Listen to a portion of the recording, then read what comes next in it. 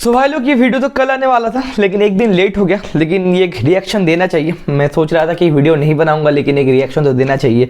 USL semifinal का second leg हुआ है। बहुत सारे लोगों का प्रेडिक्शन था कि डर क्लासिकर हो सकता है 2013 का जो डीपी टेलीकास्ट है इवेंचुअली वेम्बली में होगा। फाइनल यूएसएल फाइनल जो डॉर्टमुंड वर्सेस बायर्न म्यूनिख का जो 2013 का यूएसएल फाइनल हुआ था, इवेंचुअली लास्ट मिनट में आर्जेन रॉबिन ने गोल दे दिया था और बायर्न म्यूनिख को जिता दिया था। एंड डॉर्टमुंड फैंस का दिल टूट गया था और डॉर्टमुंड को रिवेंज लेने का मौका मिलेगा बायर्न म्यूनिख के साथ। लेकिन अब रियल मैड्रिड बोलते हुए नहीं भैया, थोड़ा बहुत चेंज होने का प्लान में हम फाइनल में हम आ रहे हैं। और 18th टाइम यूसीएल फाइनल के लिए रियल मैड्रिड क्वालिफाई हुआ है। एंड आपको ये सुन के और भी ज्यादा हैरानी होगी, इसके ऊपर मैंने शॉर्ट भी बनाया है कि 1981 के बाद रियल मैड्रिड यूसीएल फाइनल हारा नहीं है। मतलब 21st सेंचुरी में जब जब यूसीएल फाइनल के लिए क्वालिफाई किया है मैड्रिड, इवेंचुअली यूसीएल जीता है। तो प्रेशर बट ऑब्वियस डॉर्टमुंड के ऊपर रहेगा क्योंकि ये एक्सपीरियंस रियल मैड्रिड के पास है। यूसीएल फाइनल कैसे खेला जाता है, वहाँ पे किस तरह का कैरेक्टर, किस तरह का माइंडसेट लेके आपको फाइनल में उतरना पड़ता है, वो डॉर्टमुंड के पास उतना नहीं होगा क्योंकि डॉर्टमुंड लास्ट बार यूसीएल जीता है 1997 में। मतलब इस जनरेशन में जितने सारे प्लेयर्स है डॉर्टमुंड का, वो यूसीएल जीतने के फिर यूसीएल फाइनल खेलने का उनके पास एक्सपीरियंस नहीं है। इवेंचुअली रियल मैड्रिड में बहुत सारे प्लेयर्स थे जो 3, 4, 5, 6 बार यूसीएल फाइनल खेल चुका है। आप टोनी क्रूस या फिर लुका मॉड्रिच बोलो, अपना 7th यूसीएल फाइनल खेले जा रहा है। एंड इवेंचुअली अगर ये यूसीएल जीत जाता है तो टोनी क्रूस, नैचो, मॉड्रिच, इन लोगों के पास 6 यूसीएल आ जाएगा। 6 यूसीएल आप सोच के देखो। कैमाविंगा बताओ या फिर आप विनीशियस जूनियर बताओ या फिर रॉड्रिगो बताओ, ये सारे लोगों के पास भी अपना 2nd यूसीएल आ जाएगा। जूड बेलिंगम का पहले सीजन यूसीएल आ जाएगा। उसके बाद बैलन डॉर जो रेस चल रहा है, एम्बापे, हैरी केन का जो बैलन डॉर रेस था, तो कहने की इस रेस में सबसे आगे है आपका विनीशियस जूनियर और आपका जूड बेलिंगम। ये दोनों अगर यूसीएल जीत जाते हैं और इवेंचुअली अपना जो यूरो और आपका कोपा अमेरिका है ये अगर जीत जाते तो हो सकता है विनीशियस जूनियर या जूड बेलिंगम अपना पहला बैलन डॉर जीत पाए। तो ऐसे बहुत सारी चीज़ें, बहुत सारी चीज़ के ऊपर फ्यूचर में बातचीत होगा। लेकिन फाइनल में क्वालिफिकेशन हम लोगों ने कैसे किया उसके ऊपर थोड़ा बहुत रिएक्शन दे देते हैं। देखो कॉन्फिडेंस तो था बायर्न म्यूनिख को हरा सकते हैं क्योंकि एलन अरेना में 2-2 का ड्रॉ खेल के आए हैं। एंड बर्नाब्यू में मुकाबला है, आपका होम गेम है। और ऑल दो बायर्न म्यूनिख के पास ऐसा एक मैनेजर है टॉमस टुकल जो कप गेम्स में बहुत बड़ी तरीके से मैनेज करता है। एंड बायर्न म्यूनिख के पास यूरोप का one of the best attacking threat है। लेकिन उनका जो डिफेंस है, अल्फांसो डेविस, उपमेकानो या फिर आप डिलीट बोलो, ये सारे लोग उतना डिफेंसिव कंपोजर नहीं आते।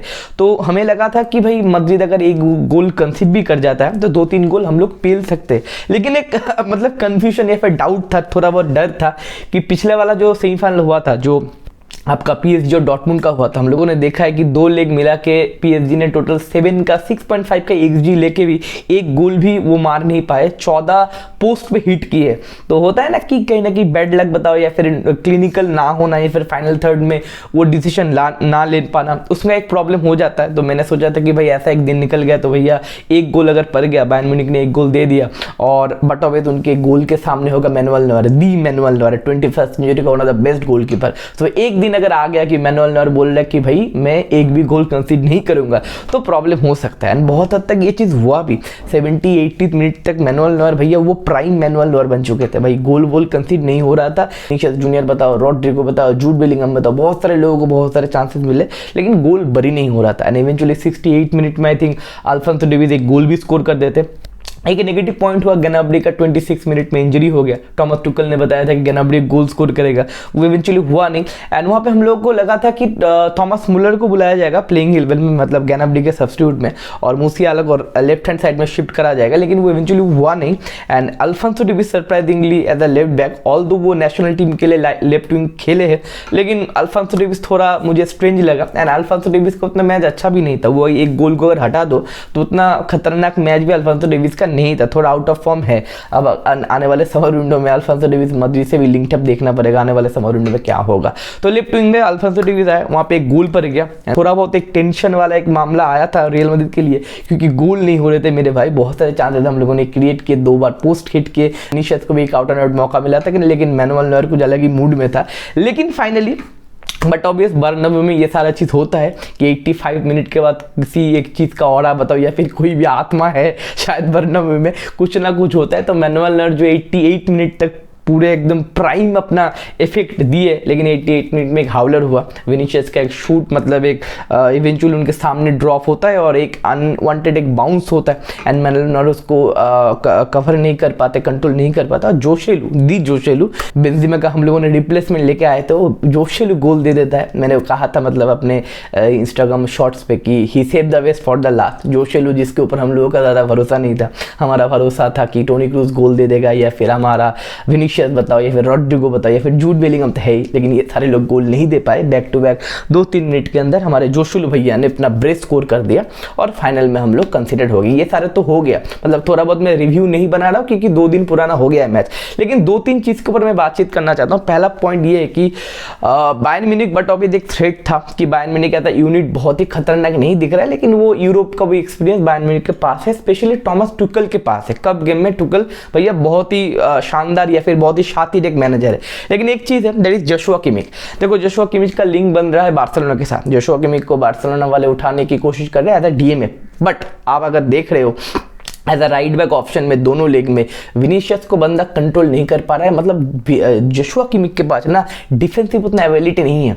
अगर बार्सा वाले एज अ नंबर 6 या फिर as a defence midfielder Joshua Kimmich को देख रहे, मुझे नहीं लगता देखना चाहिए, क्योंकि बट अब जोशुआ किमिच देगा ग्रेट कैरेक्टर, उसका पासिंग रेंज बताओ, मिडफील्ड का कंट्रोल बताओ, विजन बताओ, सारा कुछ अच्छा है। जोशुआ किमिच बहुत कुछ कर सकता है, लेकिन डिफेंडिंग भैया नहीं कर सकता। तो एज अ डिफेंसिव मिडफील्डर अगर जोशुआ किमिच को बार्सिलोना वाले टारगेट कर रहे तो मुझे लगता है कि क्वेश्चन मार्क होना चाहिए, एक और बार थोड़ा बहुत रिविजन लेना चाहिए कि जोशुआ किमिच को हम फिट कर सकते नहीं। As a midfielder as a number 8 आप जोशुआ किमिच को खिला सकते हो, लेकिन बार्सा का जो अभी के प्लेइंग 11 या फिर स्क्वाड है उनके पास नंबर 8 बहुत सारे हैं। फ्रैंकी डी जॉन्ग बताओ, पेड्री बताओ, गावी बताओ, गुंडोगन बताओ, बहुत सारे लोग हैं। तो मुझे लगता है कि ये चीज़ के ऊपर ज़्यादा ध्यान देना चाहिए कि जोशुआ किमिच को जिस तरीके से खोला है विनीशियस जूनियर ने, तो एक बार रिविजन देना चाहिए। दूसरा चीज़ है कि एम्बापे, देखो भैया हम लोग तो अब फाइनल खेलेंगे, मद्रिद क्वालिफाई हो गया है, 18 टाइम क्वालिफाई हो गया, बहुत सारा मोटिवेशन है, लेकिन अगले समर विंडो में जब एम्बापे आएगा, मेरा एक क्वेश्चन है कि एम्बापे को हम लोग कहाँ पे फिट करेंगे। एम्बापे को एज अ नंबर 9 खिलाना हुए, मतलब खिलाना चाहिए या फिर खिलाना पड़ेगा, but as a number 9 Mbappe का मैंने 3-4 मैच देखा, उतना बंदा इफेक्टिव नहीं है, आउट एंड आउट बंदा नंबर 9 नहीं है। मतलब वो गोल पोचर वाला रोल अभी तक क्रिएट नहीं हुआ एम्बापे के साथ। इसके ऊपर मैं एक डिटेल वीडियो लेके आऊँगा, मैं सोच रहा हूँ आजकल के अंदर एक डिटेल वीडियो लेके आऊँगा। तो थी कि उसको कवर या फिर कन्वर्ट कर सकता है एज अ नंबर 9, देखना पड़ेगा, क्योंकि लेफ्ट हैंड साइड पे भैया विनीशियस जो पिछले 3-4 महीने में जिस तरीके का मतलब परफॉर्मेंस दिया है, बट ऑब्वियस 2-3 मैच में थोड़ा बहुत फ्रस्ट्रेट किया है विनीशियस ने, लेकिन मैक्सिमम मैच ला लीगा बताओ, यूसीएल बताओ, जिस लेवल का परफॉर्मेंस दिया है, अब गारंटी आने वाले सीजन में विनीशियस को अब नहीं बोल सकते कि तू भाई सैक्रिफाइस कर। इवेंचुअली ये यूसीएल अगर हम जीत जाते हैं एंड कोपा अमेरिका अगर ब्राजील जीत जाते तो Vinicius junior can be the बैलन door winner in this year. अब बैलन डोर विनर को आप गारंटी आप नहीं बोल सकते तू भैया साइड हट, एक दूसरे बंदे को मौका दे, right. And as a left winger Vinicius Junior जो 2 साल में इंप्रूव किया है, तो बट अभी से नहीं होगा। एंड राइट हैंड साइड पर रॉड्रिगो भैया of the ball movement, work rate बताओ या फिर बॉल जीतना, ग्राउंड डुएल आप बोलो, एरियल डुएल, सारा चीज में या फिर अटैकिंग एरिया, डिफेंसिव एरिया, हर एक चीज पे कुत्ते की तरह मेहनत करते रॉड्रिगो। अब रॉड्रिगो को भी अंसलदी 2-3 साल में बहुत बढ़िया तरीके से तैयार किया।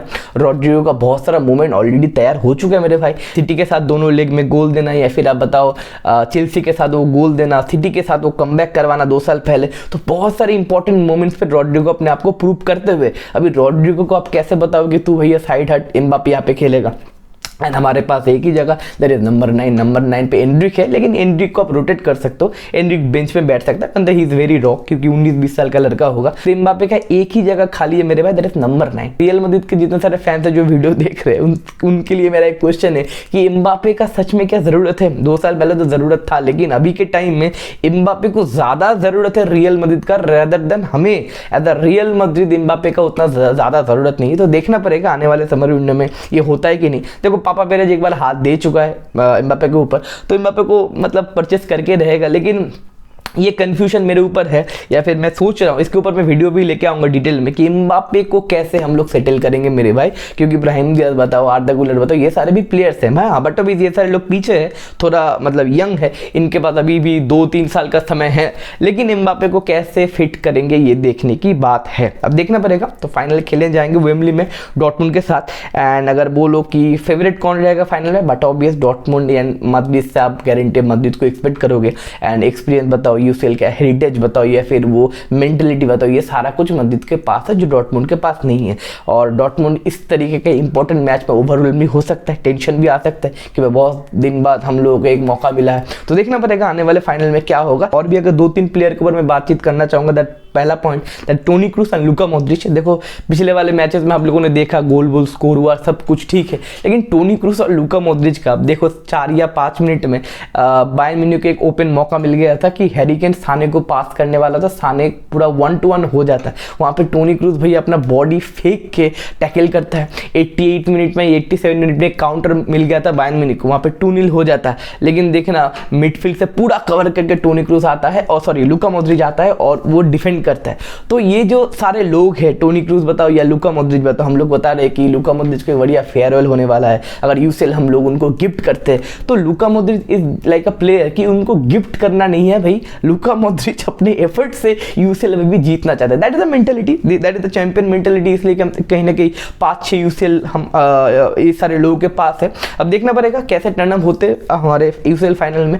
फेवरेट तो रियल मैड्रिड रहेगा, लेकिन बट ऑब्वियस एक मैच है, कुछ भी हो सकता है, एंड इसके बारे में हम लोग और भी ज़्यादा डिटेल्स में बात करेंगे कि रियल मैड्रिड का आने वाले आपके समर विंडो में क्या टारगेट होगा, क्या फ्यूचर होगा। तो मिलते हैं अगले वीडियो में, take care, bye bye and see you in next video. And और भी शॉर्ट्स आने वाला है इस हफ्ते में, क्योंकि पिछला हफ्ता मेरा एक छुट्टी था, 6-7 दिन के लिए मैं बाहर गया था, तो बैक टू बैक कुछ वीडियो आने वाला है, स्टे ट्यून्ड एंड मिलते हैं अगले वीडियो में, take care, bye bye, see you.